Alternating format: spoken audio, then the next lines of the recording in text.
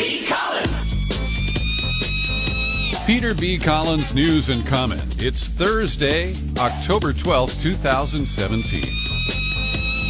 Lots in the news today. My headline is Trump on Puerto Rico and Obamacare drop dead.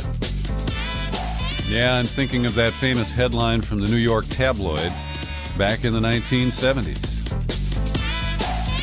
And Trump is letting Puerto Rico know that he doesn't have much patience for the lazy bastards on that island. Excuse my language, but it's infuriating that he has used Twitter to attack the mayor of San Juan because she had the temerity to demand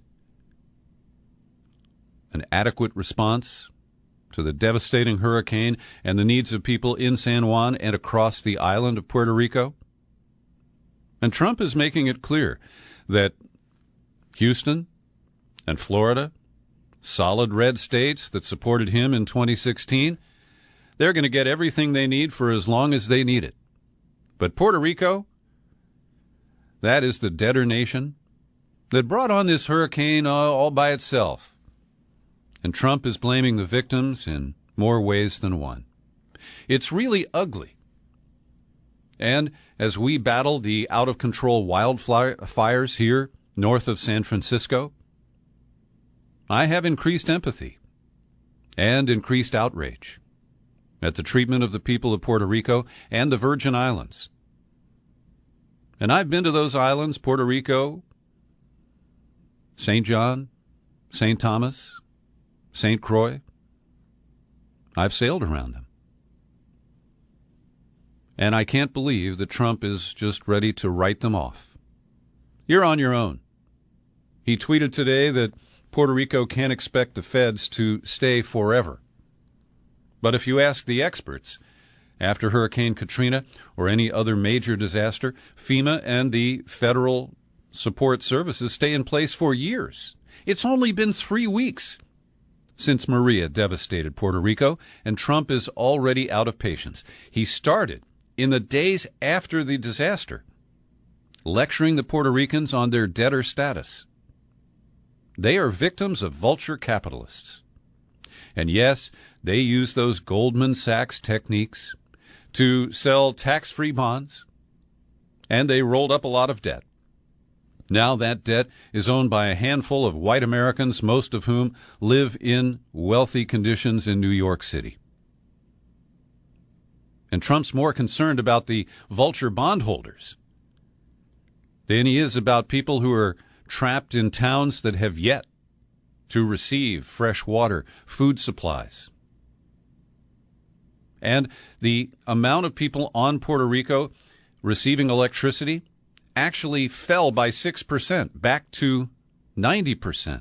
90% of the public in Puerto Rico can't really understand what Trump is saying because they don't have electricity to power a TV set or even a radio.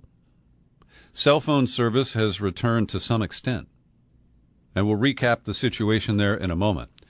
But this is bizarre.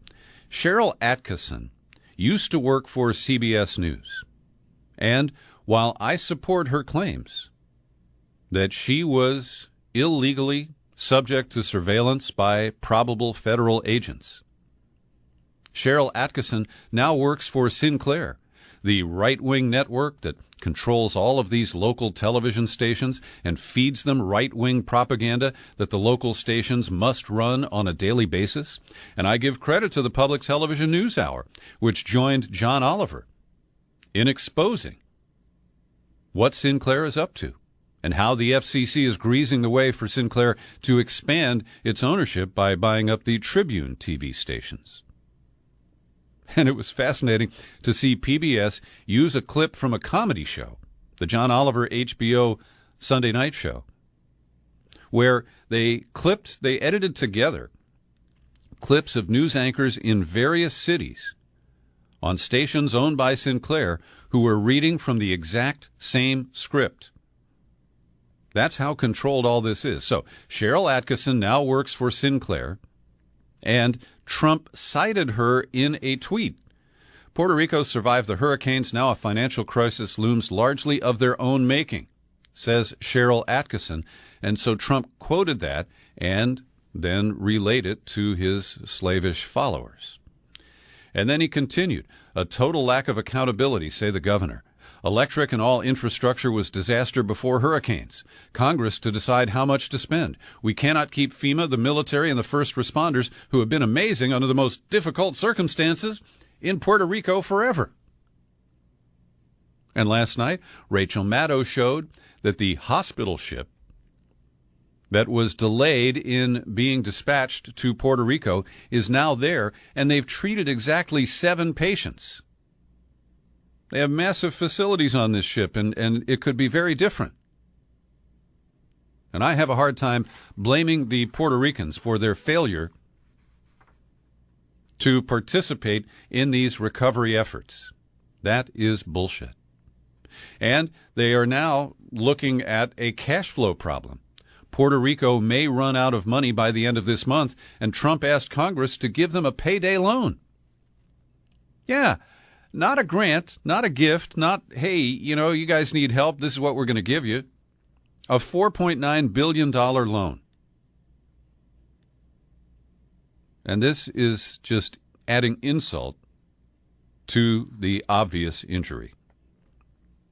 And so here's a quote from a Bush administration Homeland Security guy, James Norton. He said it's fairly typical for FEMA, DHS, and other executive agencies to be on the ground running recovery operations for years to come. I would expect them to be operating in Texas and Florida for the next couple of years. But Puerto Rico? You are a U.S. possession. But you don't have a voting member of Congress, and you are obviously a stepchild, a bastard, in the feral mind of Donald Trump. And a New York city councilman who's Puerto Rican said, somehow we're a burden and we're mooching. That's the kind of language this president is throwing around. So, as I mentioned, 90% of Puerto Rico is without electricity. A couple of days ago, it had been reduced to 86%, but then they had problems with what they call grid instability. The governor, who kisses Trump's ass, says that he hopes 25% of the island will have power restored by the end of October. That's more than 2 weeks away. And you're telling me the Corps of Engineers couldn't run cables and put in some sort of an emergency power grid to distribute electricity during this crisis? They can't install generators at, certain points around the island to at least provide fundamental electrical service? Now, the only bright spot is that 64% of the population, we're told, now has cellular phone services. But the same number, 64% of the population, still lacks access to clean drinking water. And this could lead to an outbreak of cholera. Like in Yemen, there are more than 1 million people fighting cholera there today.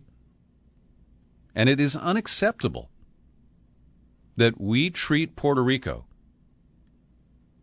like some abandoned third world nation. I as you can tell, it really infuriates me. Now to Obamacare. Today, Trump staged a signing event at the White House. A bunch of Republicans, including some women, hovered over him and applauded as he announced that he is signing an executive order that will clear the way for crappy insurance to be made available to many Americans. And it's another case of where Trump is kind of loose and a loose cannon, I guess. Anyway, he shook hands with all these people in the room, and then he started to exit before Mike Pence grabbed him and said, "Hey, Don, you're supposed to sign this thing, remember?" And so he sat down and he signed it.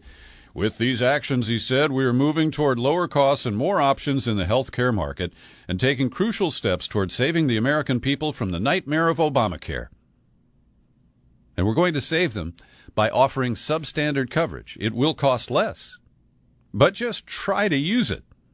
Just hope you don't get sick if you're using one of these Trump care policies. And then the hyperbole that he is just compulsive about. This is going to be something that millions and millions of people will be signing up for, and they're going to be very happy.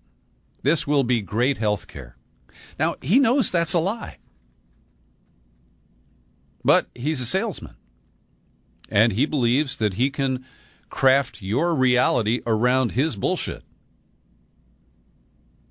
Now, in reality, he is directing 3 cabinet agencies to develop rules that would expand access to less expensive, less comprehensive insurance, including policies that could be sold by trade associations and short-term medical coverage that could be offered by commercial insurers to individuals and families. But this is just one step in the concerted effort to cripple and kill Obamacare. And the New York Times published a listicle today. I guess they're catching up with BuzzFeed and the Huffington Post. Trump care is undermining Obamacare. Here are 11 ways. 1. The announcement today opening the door for sales of less expensive plans with fewer benefits and fewer protections. 2. Deciding not to send health department officials to local open enrollment events related to Obamacare. Shutting down the Affordable Care Act website for 12 hours nearly every Sunday. I wasn't aware of that. They're cutting funding by 40% to the groups, typically nonprofits, that help people work through the complicated effort to enroll. And I just renewed my Obamacare yesterday. Took about 30 minutes online. It was a little convoluted. The website had a few glitches, but I believe I have renewed with a mere 5.8% increase for 2018. Trump has also slashed spending on advertising and promotion by 90%. He's made videos criticizing the health care law and posted them on YouTube. He has posted infographics on Twitter criticizing the Obamacare law. He's made tax credits for premiums less generous. He's used news releases to spread negative information about the law, weakened enforcement of the individual mandate, and removed useful guidelines for consumers from the website. And that occurred on January 20th. That was one of the first steps that the administration took. Today I'm releasing a very interesting, in-depth interview with reporter Trevor Aronson, who writes for The Intercept. And his latest piece really captures the rogue agency, the FBI, as they attempt to intimidate and use extortion against a 37-year-old man from Tampa, Florida, who has fought back. This guy is courageous. His name is Jabbar Ali Rafai. And despite the fact that he's got multiple sclerosis, he has taken on the effort to intimidate him, to press what appear to be false charges against him in order to get him to become a federal informant. And the bizarre process was captured on recordings and video surveillance that Rafai installed at his home. When he talked to FBI agents, he insisted on recording their conversations, and they allowed him to do it. And so he has a record of a 2-year harassment scene. They put GPS devices on his car, his girlfriend's car. They managed, he says, to put some kinds of surveillance devices in the electrical outlets in his home. That was before they actually raided the home and made his pregnant girlfriend crawl on the driveway. As she voluntarily left her home, they had busted down the door without bothering to knock and see if she would answer first. And these tactics were used behind what were really vague allegations that he had some sympathies for the Islamic State and charges that he was trafficking in stolen or unauthorized auto parts in a side business that he ran on eBay. Here's Trevor Aronson talking about how Rafai confronted the FBI agent and said, "This is extortion." Yeah, that's why I thought it was like such a great quote, because he's like, no, that's called extortion, meaning like, yeah, this is painfully clear that this is extortion, right? I mean, a lawyer might quibble, like, is it extortion, is it not? At the very least, it's strong-arming, right? Like, you're basically saying, you know, unless you work with us on this, work with us and cooperate with us, you're gonna, you know, the boot heel of the government is going to come down on you in federal court, and that seemed to be directly the implication.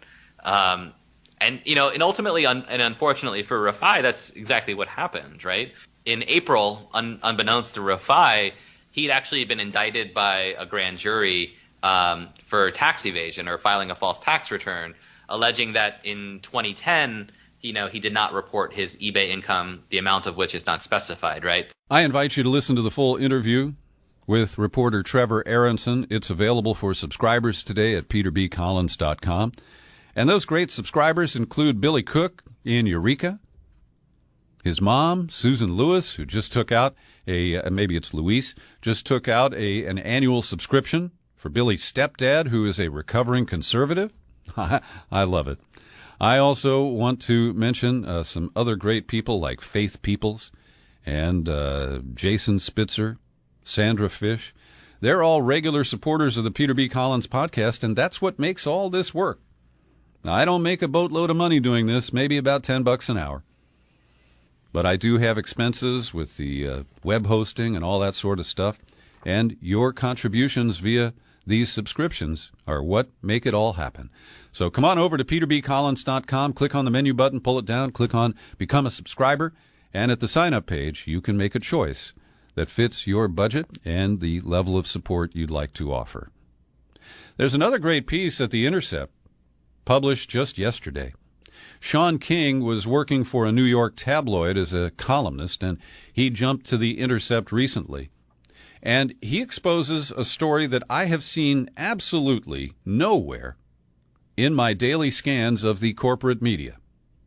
And, in all probability, you're not aware of this event that occurred on October the 6th at the Asheville Regional Airport in North Carolina. Video surveillance showed a man walking through the front doors in black clothing, a black cap, while carrying a bag. When he left the terminal moments later, he left without the bag. So they brought in a bomb-sniffing dog, and the dog was aroused by the contents of the bag. When they opened it, they found ammonium nitrate and fuel oil explosives, along with shrapnel and bullets. Now, this is one of those lone wolf incidents, at least based on the sketchy reporting that we have so far. And maybe it didn't make the news because the suspect was quite open. That, I was trying to, here's the quote, preparing to fight a war on U.S. soil, and this bomb was part of that war. And Sean King speculates that the reason we've heard diddly about this is that the suspect, who's now in custody, is a white man named Michael Christopher Estes. And we don't have footage of the FBI, just thumping their chests and saying, look how we protected you from another terrorist event. And this one appears to be real. We're not aware of a paid FBI informant who set this guy up. But the lack of coverage is puzzling. I really don't understand it. There is more challenge in the mainstream media about yesterday's shift in the timeline of events related to the mass shooting in Las Vegas. And this is really interesting because I'm citing first an Associated Press article. A day after authorities revised the timeline of events on the night of the Las Vegas shooting, the hotel where the gunman was staying is casting doubt on the changes. So police shifted the timeline. They said on Tuesday, I think, that Stephen Paddock shot a hotel security guard through the door of his high-rise hotel suite 6 minutes before he began shooting at the crowd at the country music festival across the street.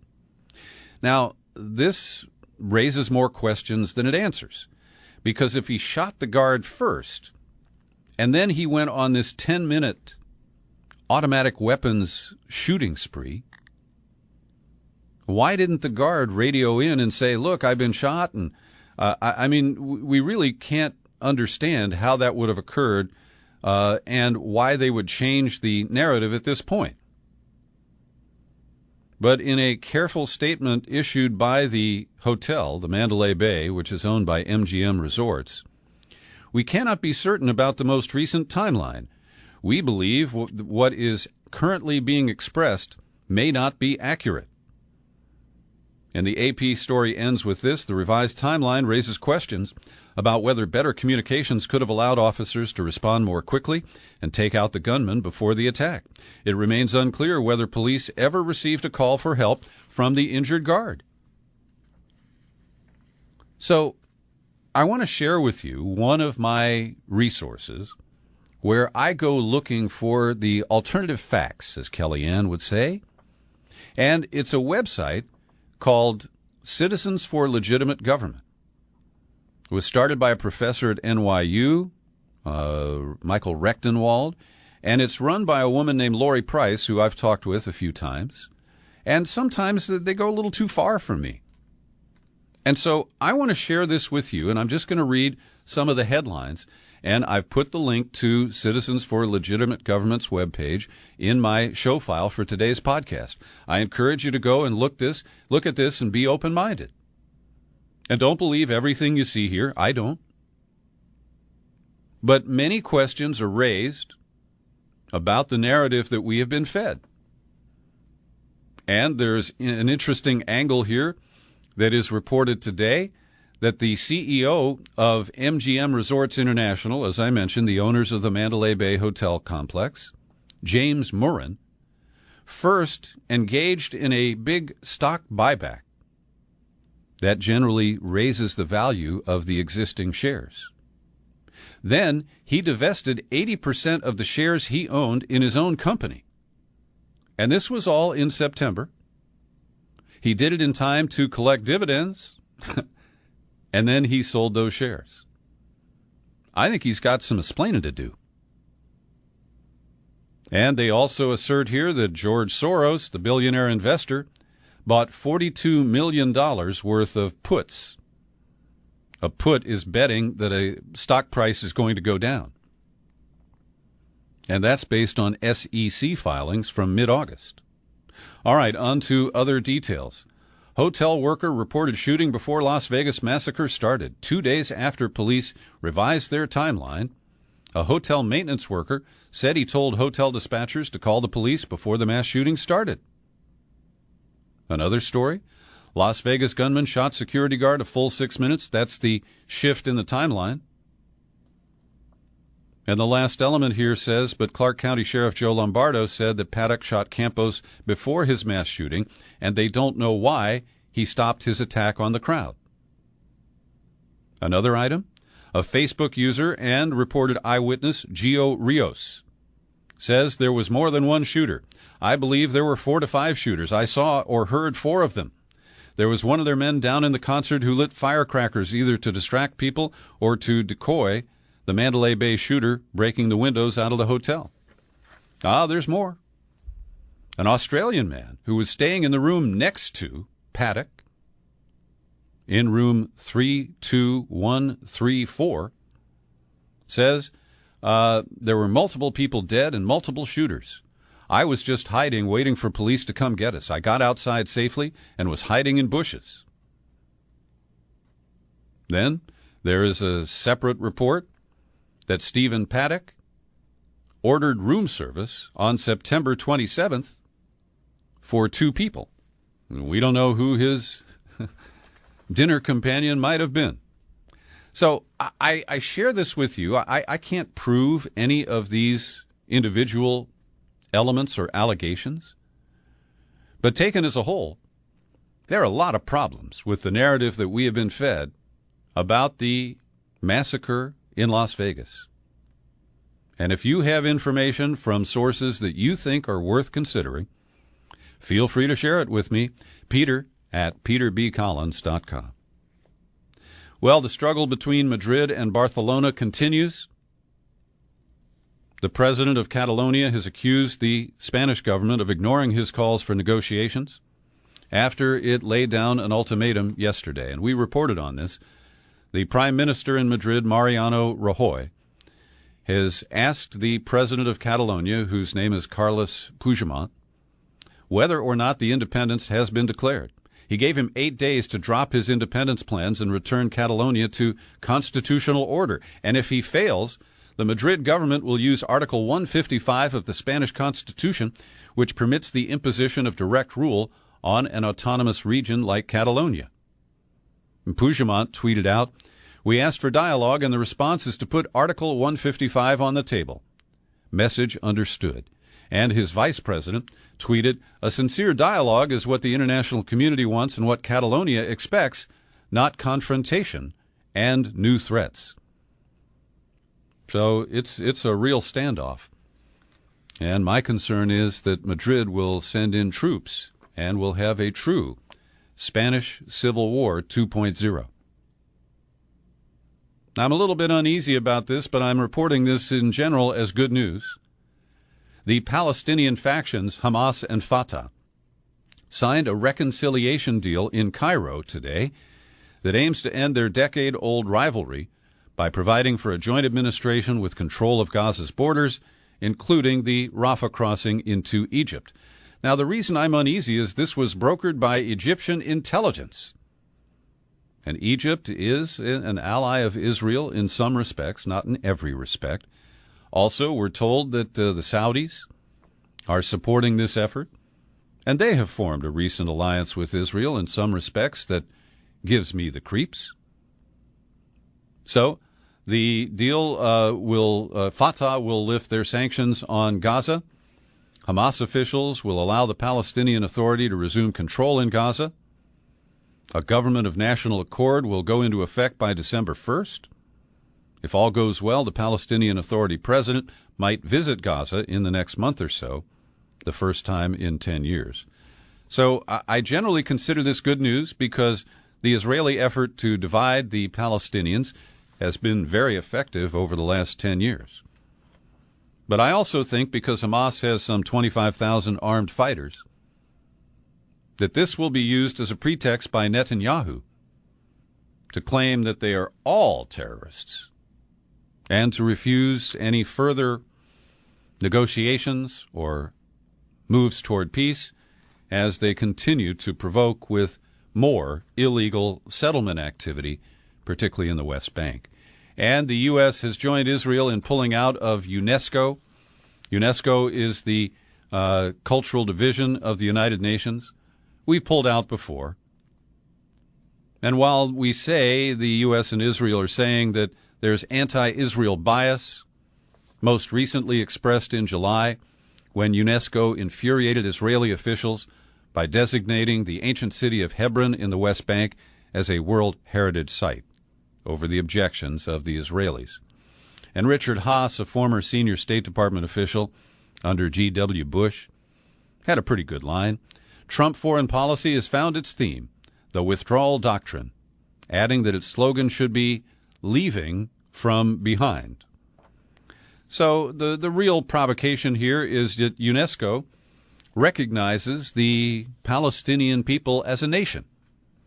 And that's what really aggravates Israel, and they've gotten the United States once again to take actions that are in the interests of the Zionist government of Israel, but not the people of the United States.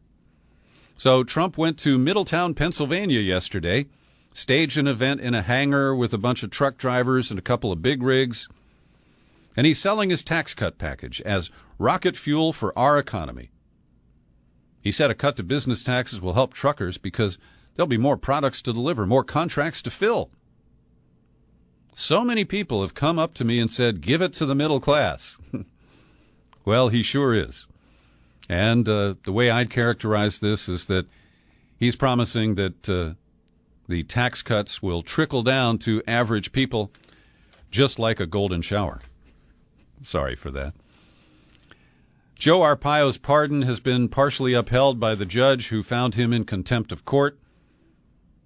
I do recognize that the presidential pardon power is generally considered to be unlimited, but there remain issues that will be litigated, and I support those efforts to overturn the pardon if at all possible.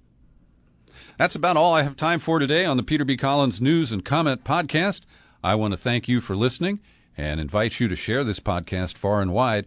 We distribute it free every day, and it's also posted on YouTube.